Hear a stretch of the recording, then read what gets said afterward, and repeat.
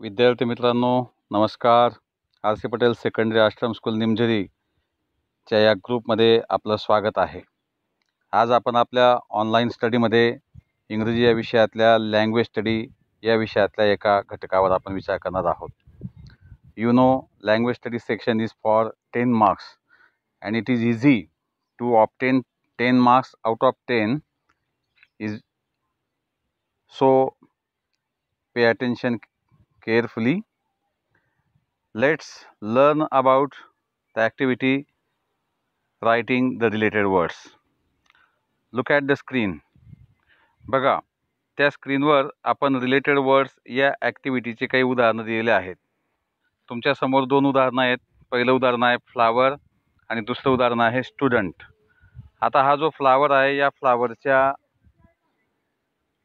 वर्णन करणारे रिलेटेड शब्द आपल्याला लिहायचे आहेत. त्या ठिकाणी एक शब्द दिलेला आहे स्मॉल, म्हणजे जेव्हा आपण जोडी लावू तर स्मॉल फ्लावर.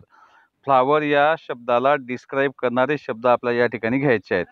मग आता या फ्लावरच्या जागेवर जे 4 ब्रॅकेट जे आहेत या 4 ब्रॅकेट्समध्ये आपण 4 वेगवेगळे शब्द लिहू शकतो. Beautiful, red, attractive, tiny. म्हणजे उदाहरण बनेल beautiful flower, red flower, attractive flower, tiny flower.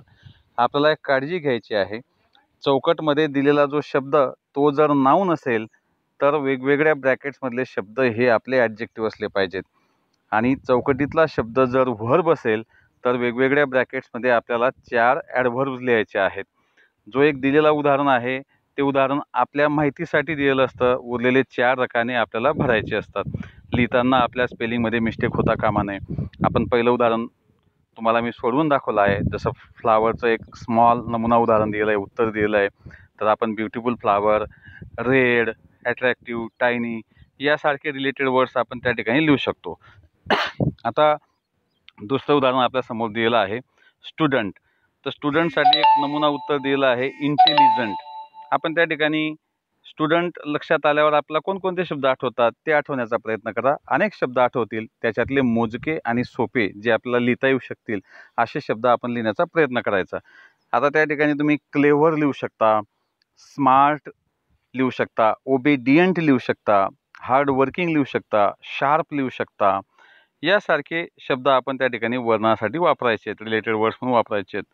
आता स्क्रीनवर तिसरं उदाहरण आहे राईट. आता राईट हे व्हर्ब आहे, क्रियापद आहे, म्हणून त्या ब्रॅकेटमध्ये येणारे शब्द हे ॲडव्हर्ब असले पाहिजेत. एक उदाहरण आपण घेतलं आहे लेझिबली. मग त्या ठिकाणी आपण स्लोली, फास्ट, कर्सिवली, केअरफुली यासारखे शब्द ॲडव्हर्ब्स आपण वापरू शकतो रिलेटेड वर्ड्स म्हणून. पुढचं उदाहरण आहे 4 नंबरचं थिंक.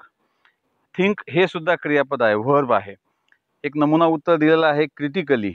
तर आपण या ठिकाणी थिंकच्या related words positively, negatively, carefully, logically यासारखे शब्द आपण वापरायचे आहेत. म्हणजे दिलेला शब्द जर व्हर्ब असेल तर आजूबाजूच्या ब्रॅकेट्समध्ये ॲडव्हर्ब आलं पाहिजे.